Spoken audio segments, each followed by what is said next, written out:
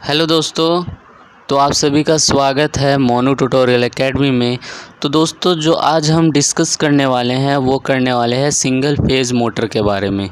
तो मैंने 3 phase motor के बारे में भी बना दिया है, तो अगर आपको वीडियो देखनी है तो डिस्क्रिप्शन में देख सकते हैं, मैंने उसकी लिंक डाल दिया है। ऊपर बेल आइकन में भी आपको शो हो रहा होगा। तो चलिए आज का टॉपिक हम स्टार्ट करते हैं। तो आज का जो हम पढ़ेंगे इस वीडियो में वो पढ़ेंगे introduction, production of rotating field, single phase induction motor principle, advantage और disadvantage of single phase motor और application of single phase motor के बारे में। तो दोस्तों ये हमारा पार्ट 1 होने वाला है वीडियो का, क्योंकि जो हमारा सिंगल फेज़ है वो थोड़ा सा बड़ा चैप्टर है और मैं इसको अच्छे से और डिटेल में आपको बताना चाहता हूँ। ठीक है, तो हमारा पार्ट 1 में यही टॉपिक्स है जो आज हम क्लियर करेंगे, तो पूरी वीडियो देखना आप लोग। ठीक है, तो चलिए शुरू करते हैं। तो जो हमारा सबसे पहले है वो है introduction of single phase induction motor का बारे में।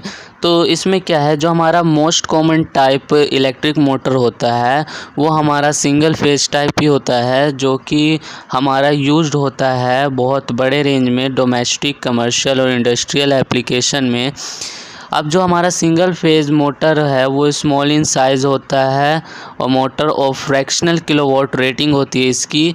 और ये डोमेस्टिक अप्लाइंसेस में हमारे आते हैं fans, hair dryer, washing machine, vacuum cleaner, mixer, refrigerator, food processor and other kitchen equipment employ होते हैं हमारे मोटर में। ठीक है, तो मतलब क्या, जैसे कि हमारा फ़ैन है उसमें भी हमारा क्या होता है, सिंगल फेज़ मोटर एम्प्लॉय होते हैं। ठीक है, जो भी इक्विपमेंट होते हैं छोटे छोटे स्मॉल इन साइज़ में मोटर, वो हमारे सिंगल फेज़ मोटर ही यूज्ड होते हैं। ठीक है, और हमारे और भी अप्लाइंसेस है जो कि एयर कंडीशनर, फ़ैन है, ब्लोअर है, ऑफिस मशीनरी है और स्मॉल पावर टूल्स है, डेयरी मशीनरी है, स्मॉल फार्मिंग इक्विपमेंट एक्सेट्रा। ठीक है, ये सारे अप्लाइंसेस में क्या होता है, जो हमारा सिंगल फेज़ मोटर होता है वो एम्प्लॉय होता है। ठीक है, single phase motor are classified as follow. जो हमारा सिंगल फेज़ मोटर है वो क्लासिफाइड है इस तरह से, इंडक्शन मोटर, कम्यूटेटर मोटर्स और सिंक्रोनस मोटर में। चलिए अब क्या है कि जो हम इसका थोड़ा डिटेल में अच्छे से पढ़ लेते हैं। नाउ नेक्स्ट है हमारा प्रोडक्शन ऑफ रोटेटिंग फील्ड। तो क्या इसमें क्या करते हैं, हम कंसीडर कर लेते हैं 2 वाइंडिंग को ए एंड बी, और so this place that they produce magnetic field 90 degree apart in space. और ये क्या करते हैं, ये प्रोड्यूस करते हैं magnetic field 90 degree apart in space. Okay दोस्तों, फिगर ए में कि क्या है कि जो हमारा 2 वाइंडिंग कंसीडर किया गया है, वाइंडिंग ए और वाइंडिंग बी, और इसके क्या है कि जो हमारा 90 डिग्री अपार्ट हमारा मैग्नेटिक फील्ड क्या हो रहा है, प्रोड्यूस हो रहा है। ठीक है, suppose date this winding is produce magnetic field equal in magnitude and 90 degree apart in time. तो क्या होगा, मतलब सपोज करिए कि जो हमारा वाइंडिंग प्रोड्यूस किया है मैग्नेटिक फील्ड वो इक्वल होगा हमारे मैग्नीट्यूड और 90 डिग्री अपार्ट होगा हमारे टाइम के साथ। तो जैसे कि हमारे पास इक्वेशन गिवन हुआ है, जो हमारा फाई ए है, मतलब फ्लक्स ए है वाइंडिंग ए की, वो क्या हो जाएगी, phi M sine omega T हो जाएगी। और फाई बी के लिए हमारा क्या होगा, phi M sine omega T plus 90 degree होगा। ठीक है, तो देखिए जो हमारा फिगर बी है वो शो हो रहा है कि जो हमारा ओरिजिन पॉइंट पे जो ड्रॉ हो रहा है वो हमारा वाइंडिंग ए का ड्रॉ हो रहा है वेव फॉर्म। जो फाई ए है हमारा क्या था, वो इक्वल था साइन ओमेगा टी के। ठीक है, लेकिन जो हमारा क्या था, जो हमारा फाई बी था वो इक्वल था हमारा phi M sine omega T plus में 90 डिग्री के।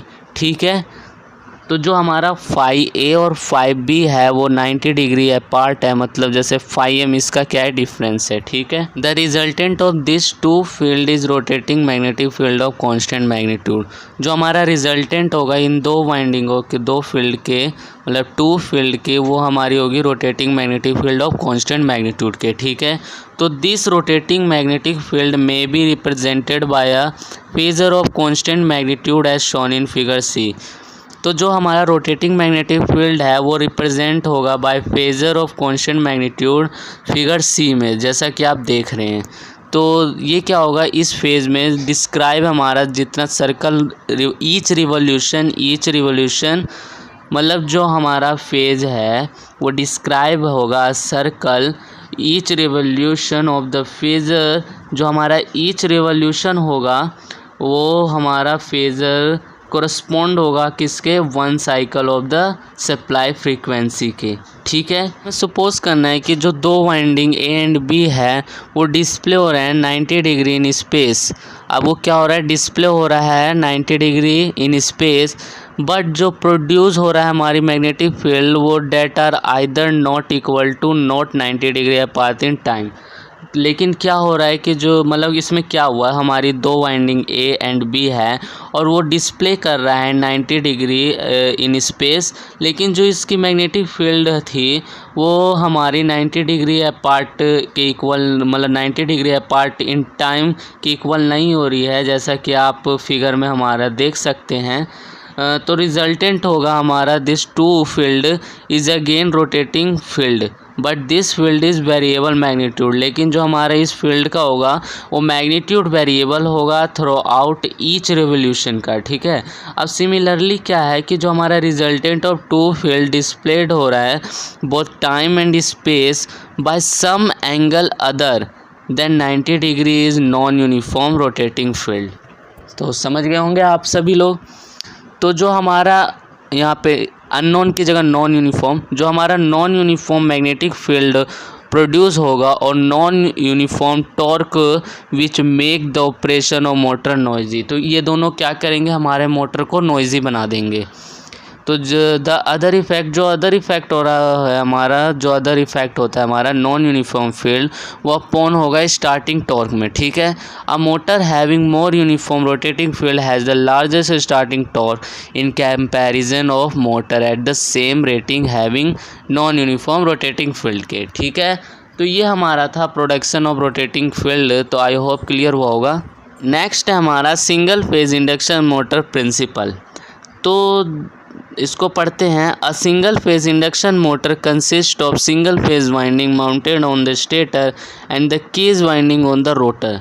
तो दोस्तों क्या होता है, हमारे सिंगल फेज मोटर में क्या होता है, 2 मेन पार्ट होते हैं। कौन कौन से, स्टेटर एंड द रोटर।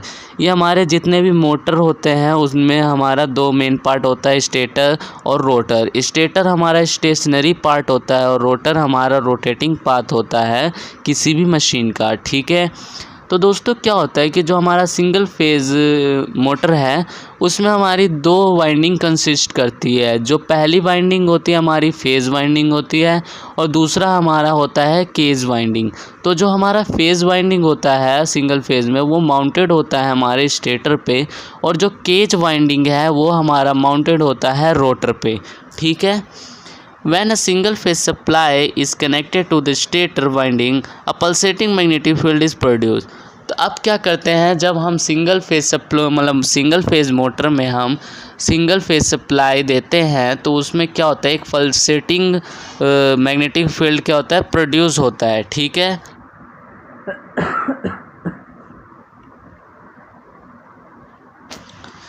लेकिन जो हमारा 3 फेज था, 3 फेज इंडक्शन मोटर, उसमें क्या था, हमारा एक रोटेटिंग मैग्नेटिक फील्ड प्रोड्यूस होता था जब हम क्या करते थे, 3 फेज सप्लाई देते थे अपने मोटर को। ठीक है, तो यहाँ पे क्या होगा, by pulsating field we mean that the field build up in one direction. जो हमारा फील्ड बिल्डअप होगा वो एक ही डायरेक्शन में होगा और fall to 0 and then the build up on the opposite direction, और मतलब बिल्डअप भी हो सकता है हमारे अपोजिट डायरेक्शन में। ठीक है, under this condition the rotor does not rotate, और इस कंडीशन में क्या होगा, हमारा रोटर है रोटेट नहीं करेगा ड्यू टू इनर्शिया।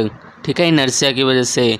देयरफॉर इसलिए जो हमारा सिंगल फेज इंडक्शन मोटर होता है वो हमारा इनहेरेंटली नॉट सेल्फ स्टार्टिंग होता है, और इसको रिक्वायर होता है सम स्पेशल स्टार्टिंग मीन्स का, मतलब कुछ भी स्टार्टिंग के लिए हमारा स्पेशल स्टार्टिंग के लिए क्या होता है, कुछ रिक्वायर्ड होता है।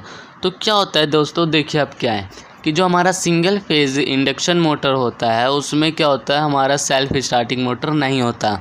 तो ये क्यों नहीं होता, क्योंकि क्या होता है, जब हम यहाँ पे सिंगल फेज सप्लाई अपने मोटर को देते हैं तो वहाँ पे क्या होता है, पल्सेटिंग मैग्नेटिक फील्ड क्या होता है, प्रोड्यूस होता है, जिसकी वजह से हमारा रोटर रोटेट नहीं कर पाता।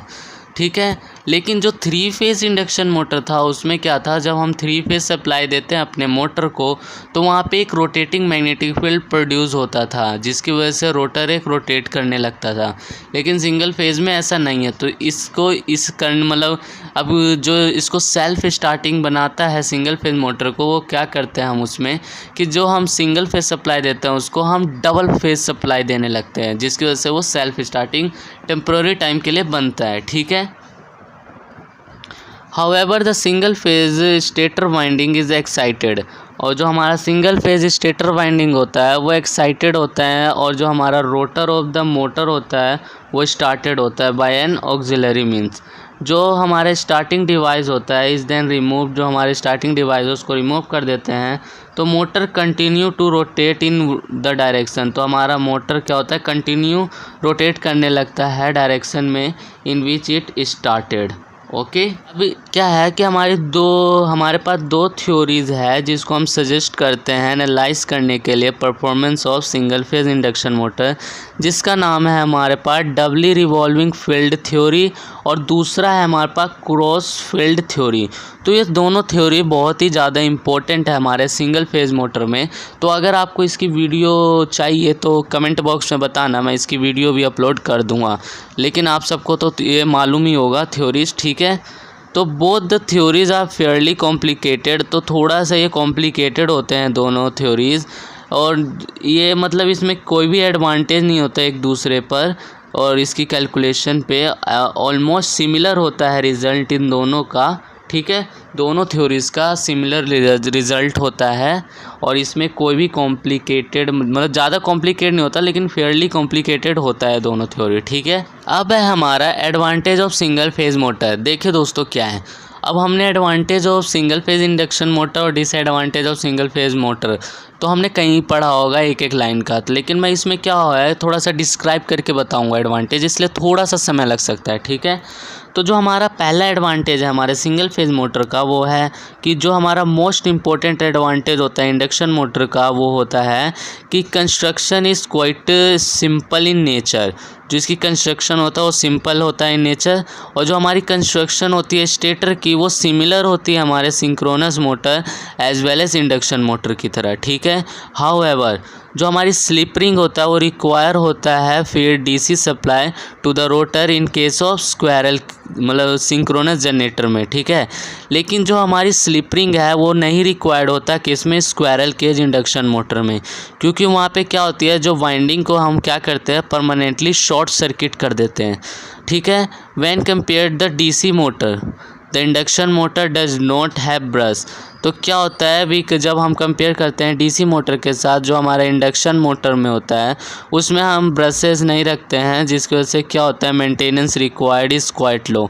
तो मेंटेनेंस की हमें कम ज़रूरत होती है और this lead to a simple construction.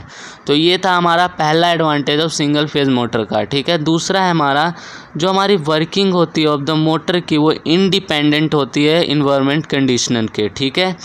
तो this is because induction motor is robust and mechanically strong, जिसकी वजह से जो हमारा इंडक्शन मोटर है वो रोबस्ट होता है और मैकेनिकली स्ट्रॉन्ग होता है। ठीक है। थर्ड एडवांटेज है हमारा कि जो स्क्वायरल केज इंडक्शन मोटर होता है डज नॉट कंटेन मतलब जो हमारे स्क्वायरल केज इंडक्शन मोटर है वो कंटेन नहीं करता है brush slip ring and commutators. ठीक है। जो ड्यू टू द रीज़न वो ये रीज़न है कि जो कॉस्ट ऑफ द मोटर होता है वो क्वाइट लो हो जाता है। However slip ring are used in wound type induction motor to add external resistance to the rotor winding. ठीक है। मतलब हम स्लिप रिंग को यूज करते हैं वाउंड टाइप इंडक्शन मोटर में क्या करते हैं ऐड कर लेते हैं external resistance of the rotor winding के। ठीक है। Due to the absence of brushes there are no spark in the motor. और जब यहाँ पे ब्रशेज नहीं होगा तो यहाँ पे कोई स्पार्किंग नहीं होगी मोटर में, क्योंकि क्या करता है जो हमारे ब्रश होता है वो कार्बन ब्रशेज होते हैं, जिसमें जब मोटर पे वो मतलब घिसती है तो वो क्या होता है कि वहाँ पे स्पार्किंग होती रहती है। ठीक है। It can also be operate in hazardous condition. एक ये कंडीशन है जो कि हम ऑपरेट करते हैं। ठीक है। Unlike synchronous motor a 3 phase induction motor has high starting torque. तो जो हमारा 3 फेज़ इंडक्शन मोटर होता है वो उसमें हाई स्टार्टिंग टॉर्क होता है, गुड स्पीड होती है रेगुलेशन की और रीजनेबल ओवरलोड कैपेसिटी होती है, ठीक है। An induction motor is highly efficient machine with full load efficiency varying from 85 to 97%, okay. अब हमारा आता है disadvantage of single phase motor का। तो a single phase induction motor unlike a 3 phase induction motor does not have self starting torque. अब देखिए यहीं पे है कि जो हमारा सिंगल फेज़ इंडक्शन मोटर होता है वो सेल्फ स्टार्टिंग नहीं होता है, लेकिन जो हमारा 3 फेज़ इंडक्शन मोटर होता है वो सेल्फ स्टार्टिंग होता है, क्योंकि auxiliary are required to start a single phase motor, okay. तो ये इसकी थी पहली डिसएडवांटेज। नाउ सेकंड डिसएडवांटेज है हमारी ड्यूरिंग लाइट लोड कंडीशन। जब हमारा लाइट लोड कंडीशन होता है तो जो हमारा पावर फैक्टर होता है मोटर ड्रॉप हो जाता है to a very low value. Power factor क्या होगा, वेरी लो हो गया, ठीक है। दिस इज़ बिकॉज ये इसलिए होता है क्योंकि during the start the motor drawn a large magnetising current to overcome the reluctance offered by the air gap between the stator and the rotor के, ठीक है। Also the induction motor will take very less current. और जो हमारा induction motor है वो बहुत ही कम current लेता है फ्रॉम सप्लाई मेन से। तो the vector sum of load current and magnetising current lag the voltage by around 75 to 80 degrees. तो हमारा जो करंट है लैग करेगा वोल्टेज से बाय के 75 से 80 डिग्री, ठीक है। And hence the power factor is low, जिसकी वजह से क्या होता है हमारा पावर फैक्टर लो होता है। Due to high magnetising current the copper losses of the motor increase. और इसकी हाई मैग्नेटाइजिंग करंट की वजह से क्या होगा, वहाँ पे कॉपर लॉसेज होगी मोटर में, वो इंक्रीज हो जाएगी। This in turn lead to decrease the efficiency of the motor. और इसकी वजह से क्या होगा, लीड हो जाएगा हमारा, डिक्रीज होगा एफिशिएंसी ऑफ द मोटर की, ठीक है। एडवांटेज है speed control of an induction motor is very difficult to attain. जो स्पीड कंट्रोल करना होता है इंडक्शन मोटर में वो बहुत ही ज़्यादा डिफ़िकल्ट होता है। This is because 3 phase induction motor is constant speed motor. वो इसलिए कि जो हमारा 3 फेज़ इंडक्शन मोटर होता है वो कांस्टेंट स्पीड मोटर होता है। And for the entire loading range the change in speed of the motor is very low, okay. Now fourth disadvantage है induction motor have high input surge currents which are referred to as magnetizing inverse current. This cause the reduction in voltage at the time of the starting the motor. और fifth advantage है due to poor starting torque the motor can not used for application which require high starting torque.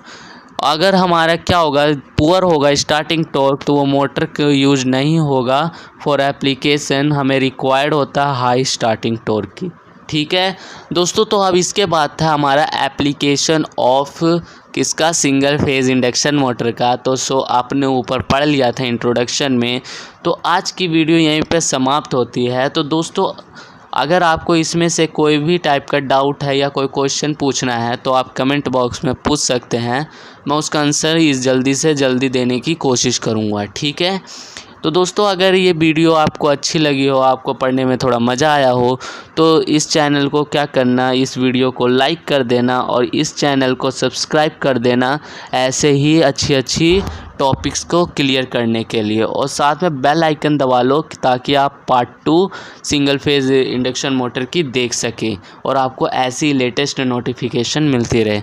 So guys, thank you for watching.